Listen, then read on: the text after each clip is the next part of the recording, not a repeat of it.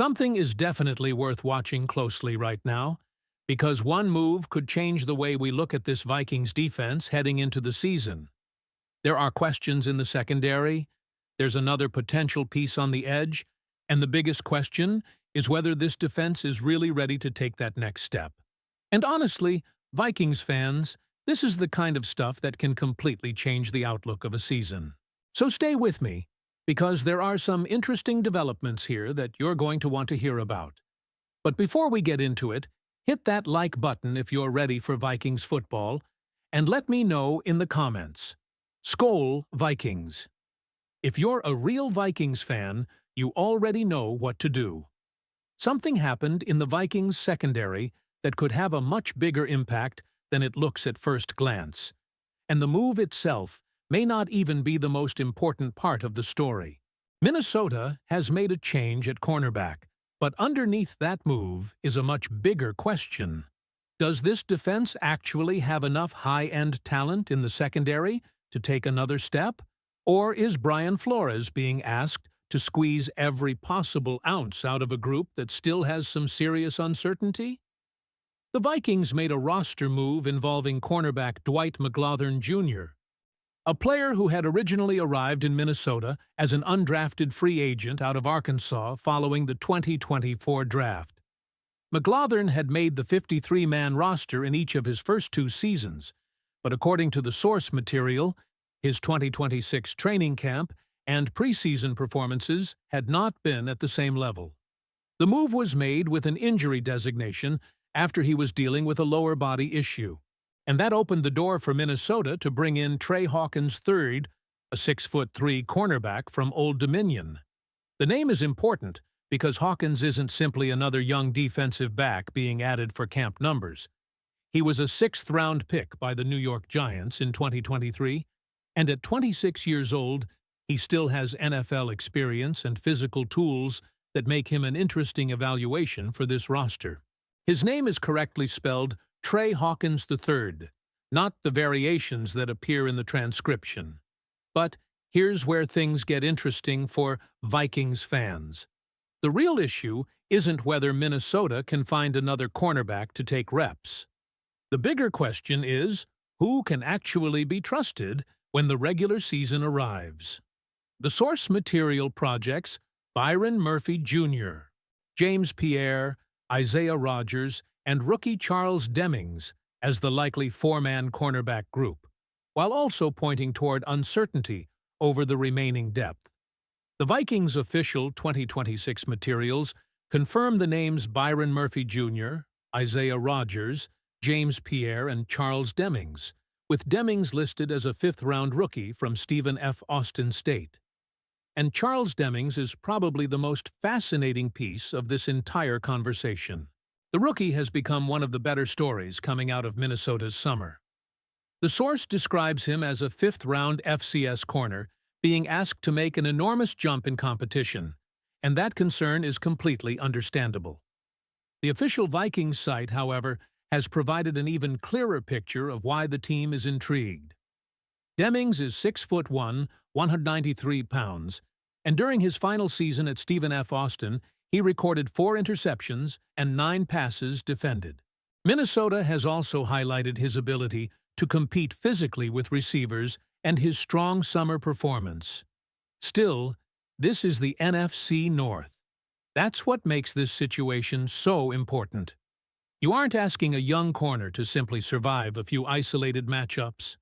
You're asking him to deal with an NFL schedule filled with talented passing attacks, and the margin for error becomes even smaller when you're relying on an inexperienced player to handle significant responsibility. At the same time, Minnesota clearly has confidence in the structure around these players. Brian Flores has established a defense that can create pressure and disguise responsibilities, and that is exactly why the talent question becomes so fascinating. What would Flores be able to do if he suddenly had one true blue-chip defensive back capable of taking away an entire portion of the field? Think about the possibilities. A player like Kyle Hamilton could give Flores a defender capable of moving around the formation. A corner such as Christian Gonzalez or Pat Surtain II could potentially give him a player he could trust in isolation. A versatile defender such as Devin Witherspoon could create even more opportunities for Flores to manipulate protections and coverage. The source material makes the argument that the Vikings' secondary isn't necessarily a disaster. The concern is that Minnesota may simply lack the elite, game-changing talent that some other defenses possess. That distinction matters. A secondary can be well-coached, disciplined, and productive, while still having less raw talent than the league's best units. And that brings us to the question Vikings fans should be asking right now. If this group is good enough to function inside Flores' system, is adding another corner really the priority? Or should Minnesota be looking for a difference-maker who can completely change what the defensive coordinator is capable of calling? Because there is another position where that same question is becoming impossible to ignore. Haason Reddick is still available in free agency, and the source material argues that Minnesota could make a lot of sense as a landing spot. The name in the transcription appears incorrectly as Haason Reich, but the correct spelling is Haason Reddick. The report attributed to NFL insider Jordan Schultz described Reddick as a veteran pass rusher drawing interest after other notable veteran edge additions around the league. And this is where the Vikings situation gets especially intriguing. Minnesota doesn't necessarily need another edge rusher because the position is completely empty. The argument is much more specific. The Vikings need another proven player who can become a legitimate third-down weapon, add depth to the rotation, and potentially step into a larger role if an injury strikes. That distinction could make Reddick particularly interesting for Minnesota. So before we get into exactly why his skill set could fit what the Vikings are doing, I want to hear from you. Do you believe Minnesota actually has a problem at cornerback right now? Or do you trust this secondary to hold up inside Brian Flores' defense? Drop a yes or no in the comments and tell me why. And if Minnesota were to add Haason Reddick, the idea wouldn't necessarily be to ask him to become an every-down defensive end again. His recent production shows why that would be risky. After recording 16 regular season sacks with Philadelphia in 2022 and 11 sacks in 2023, Reddick dealt with injuries and managed just 2.5 sacks during his most recent season in Tampa Bay. The source also points out that his role was heavily tilted toward obvious passing situations, which could actually make him more attractive to Minnesota rather than less. Think about the role. On third down, Minnesota wouldn't need Reddick to anchor against the run. The Vikings already have players who can handle those responsibilities, including Andrew Van Ginkel, while Dallas Turner reportedly improved significantly against the run during the second half of the previous season. The idea would be to unleash Reddick when the quarterback has to throw. That could be where the veteran still has value.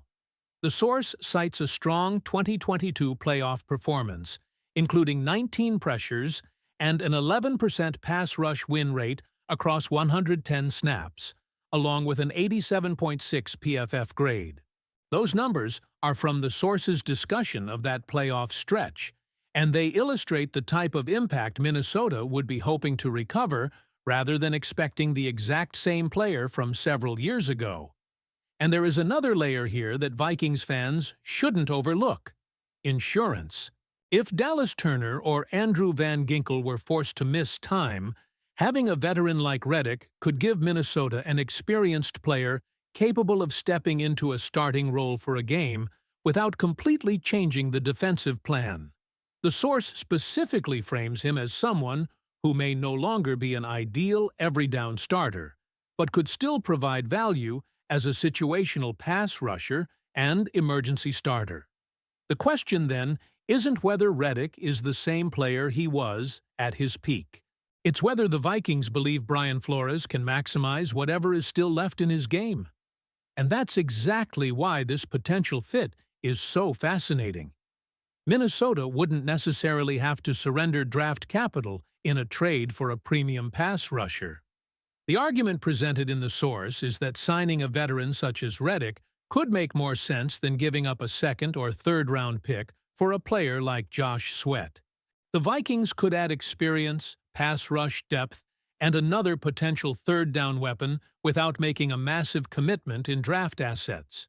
There is also a divisional angle. The source points out that the Bears and Packers also have reasons to want additional edge help. If Minnesota believes Reddick can still contribute, keeping that veteran away from a division rival could become another reason to make the move. But here's the biggest question. Will the Vikings actually pursue him? The source notes that there had not been obvious high-profile activity around the edge position, despite the belief that another pass rusher could help this roster. That means there is a difference between what makes sense on paper and what Minnesota is actually planning to do. Now, it's your turn. Would you sign Haason Reddick? Type sign if you want the Vikings to make the move, or pass if you think Minnesota should stay with the current edge group. And if you enjoyed this breakdown, hit the like button, subscribe for more Vikings news, and turn on notifications so you don't miss the next update. SKOL